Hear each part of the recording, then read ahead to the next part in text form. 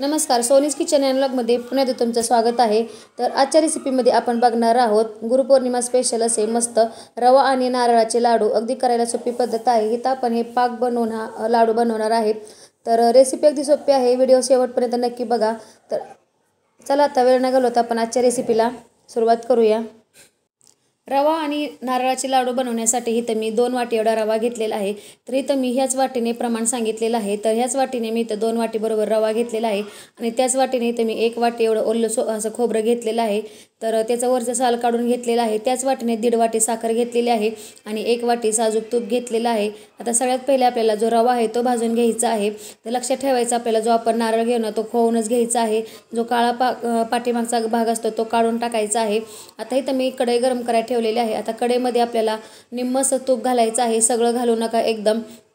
तर बघू शकता एवढं मी इथं तूप ठेवलेलं आहे। आता नंतर कशासाठी लागणार आहे ते तुम्हाला सांगेनच मी। आता जो रवा आहे तो मी चाळून घेतलेला होता स्वच्छ, आता तो घालून घेते। आता इथं मी गॅसची फ्लेम फुल ठेवली होती, पण आता ह्या स्टेजला इथं मी गॅस कमी करून घेते आणि कमी गॅसवर आपल्याला मस्त असा रवा आहे तो छान असा सोनेरी रंग येईपर्यंत भाजून घ्यायचा आहे। तर जास्त पण भाजू नका, जास्त पण लाल करू नका, हलकासा फक्त त्याचा कलर बदलेपर्यंत आणि मस्त त्याचा खमंग वास आला की समजायचं की आपला रवा आहे तो परफेक्ट असा भाजलेला आहे।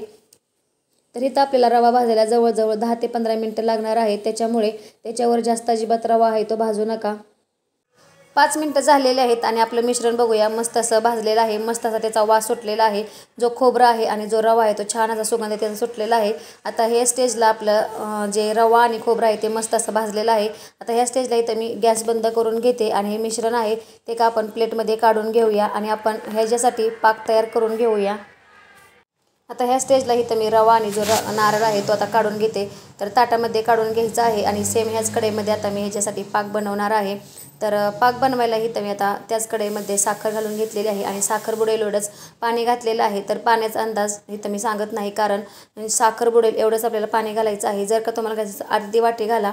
आता इथं आपल्याला फुल गॅस करून उकळी आणून द्यायची आहे आणि उकळी आल्याच्या नंतर आपल्याला गॅस कमी करायचा आहे आणि कमी गॅसवर आपल्याला हा पाक आहे तो असा एकतारी बनवायचा आहे।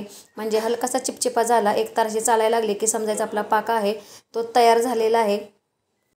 इथं बघू शकता आपला जो पाक आहे तो तयार झालेला आहे। तर जास्त पण आपल्याला गोळीबंद वगैरेचा पाक बनवायचा नाही किंवा जास्त पण असा कच्चा ठेवायचा नाही। आता इथं मी तुम्हाला चेक करण्याची एक टेक्निक सांगत आहे। आता इथं बघू शकता अशा प्रकारे इथं मी उलटण्यावर असं पाक घेत आहे आणि अशा प्रकारे खाली टाकून आता शेवटचा जो थेंब आहे त्याला बघू शकता अशा प्रकारे तार खिचत आहे। याचा अर्थ की आपला जो पाक आहे तो तयार झालेला आहे। तर बघू शकता मी तुम्हाला जवळून दाखवते। तर अशा प्रकारे असं तुम्हाला जमत नसेल, तर तुम्हाला असं समजत नसेल तर तुम्ही तळहात बोटांवरती असं घेऊन बोटाने सुद्धा असं चेक करून बघू शकता। जर का बोटावर असं एकदम अशी एक तार चालली की समजायचा आपला पाक आहे तो परफेक्ट असा तयार झालेला आहे। आता ह्या स्टेजला इथं मी गॅस बंद करून घेते आणि आपला पाक तयार झाला की लगेच गॅस बंद करून घ्यायचा आहे। तर बघू शकता आता ह्या स्टेजला इथं गॅस बंद करून जे तूप राहिलेलं होतं मी घालून घेतलेलं आहे। तर इथं मागाशी मी थोडं शिल्लक ठेवलेलं होतं। जेव्हा आपण तूप घालतो ना तर त्यावेळेस काय होतं, आपला पाक आहे तो एकदम असा पुढं पण जात नाही, कुकिंग प्रोसेस तिथं थांबते आणि एकदम असा त्याचं साखर अशी बनत नाही, त्याच्यामुळे तूप आवश्यक घाला। आता इथं मी गॅस बंद करून घेतलेला आहे आणि बघू शकता मस्त असा आपला पाक पण तयार झालेला आहे आणि जो रवा आहे तो पण छान असा भाजून झालेला आहे। आता ह्या पाकामध्ये आपल्याला रवा आहे तो घालून घ्यायचा आहे।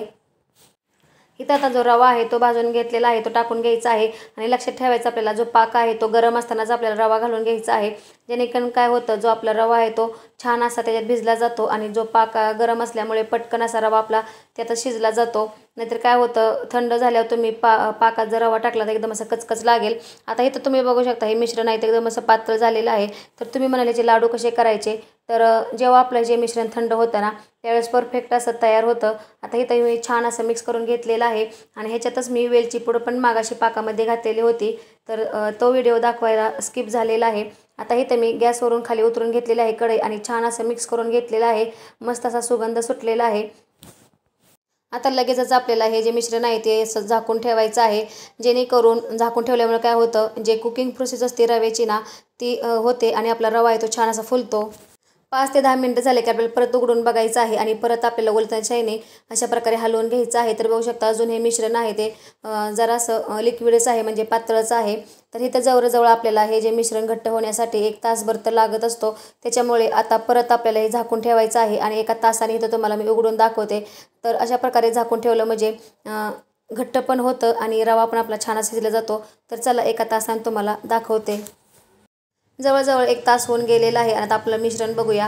तर मध्ये पण इथं मी एकदा हलवून बघितलेलं होतं. तर बघू शकता मस्त असं आपलं मिश्रण एकदम असं कोरडं झालेलं आहे. तर मगाशी तुम्ही बघितलं होतं की ते ओलसर असं होतं. आता बघू शकता मस्त असं कोरडं झालेलं आहे आणि परफेक्ट आपलं हे मिश्रण तयार झालेलं आहे लाडू करण्यासाठी. आता इथं आपल्याला हे जे लाडू आहे ते वळून घ्यायचे आहेत. तर तुम्हाला इथं आवडत असेल तर तुम्ही ड्रायफ्रूट्स असे कट करून घेऊ शकता. तर आपलं जे मिश्रण आहे ते हलकंसं गरम आहे. तर गरम असताना आपल्याला हे लाडू आहेत ना पटपट असे वळून घ्यायचे आहे. तर साईज तुम्ही तुमच्या येण्यानुसार छोटी मोठी अशी करू शकता. तर इथं मी जरा थोडेसे मीडियम आकारचे लाडू आहेत ना ते वळून घेते. तर बघू शकता मस्त असे वळले जात आहेत. तुम्हाला वाटत असेल हे मिश्रण जरा पातळ आहे, पण जेव्हा आपले लाडून वळून होतील ना तेव्हा नंतर आपले परत अजून थोडंसं त्याला घट्टसरपणा येतो. त्याच्यामुळे टेन्शन काही घ्यायचं नाही. तर आता इथं सगळे मी अशा प्रकारचे लाडू वळून घेते. आता इथं मी सजावटीसाठी जे मनुके आहेत ना ते लावून घेते.